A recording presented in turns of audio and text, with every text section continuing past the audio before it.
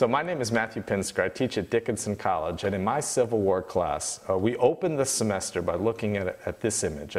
This is a detail of a group of black soldiers, the men of Company E of the 4th United States Colored Infantry.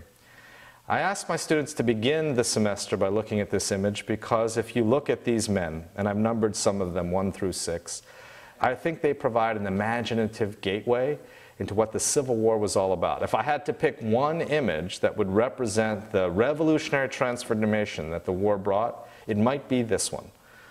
So I asked the students to think, what was figure number 1 imagining or feeling at that time that the camera took his picture? What was figure number 2 imagining? What was figure number 3 thinking? What was figure number 4 experiencing? What was he worried about? What was figure number 5 pondering? What was figure number 6 scared of?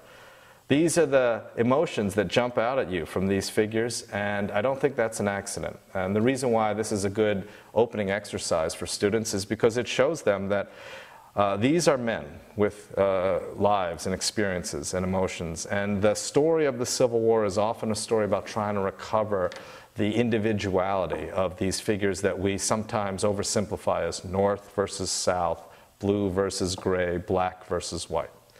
And instead, when you think about them as individuals, you get an array of ideas about how they perceive the great changes before them. What you find out about these men is that they were part of Company E. This picture was taken in front of Fort Lincoln outside the District of Columbia.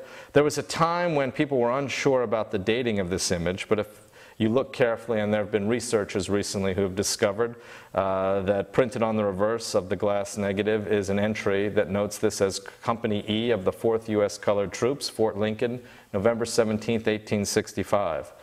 When you realize that this is November 17, 1865, it adds a whole other dimension to how you approach the image. These are black men who have served in the Union Army during the Civil War, a war that is now over. If any of them are scared, anxious, or thoughtful, it's not because they're worried about what might happen to them in combat, but because they're concerned about what might happen to them in freedom. What is their life going to be like now that they are citizens of the country? What does citizenship mean? Does it promote the idea of equality? There are certainly great successes they can now enjoy. One of the men, figure number 1, is wearing a wedding ring. Now, we don't know for sure, at least at this point, I don't know, whether he was born free or born enslaved. I don't know his name. But I do know that for some of these men, and about half of the 180,000 black men who served in the Union Army were former slaves, that for some of those men, the ability to legally marry and reunite their families after slavery was the most profound transformation the war represented.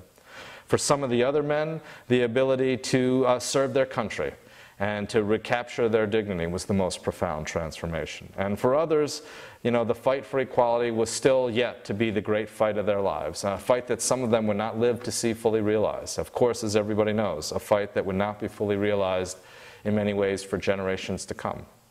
That's why this picture, I think, captures so much in such a short space, and why it represents an imaginative gateway into the central issues of the Civil War.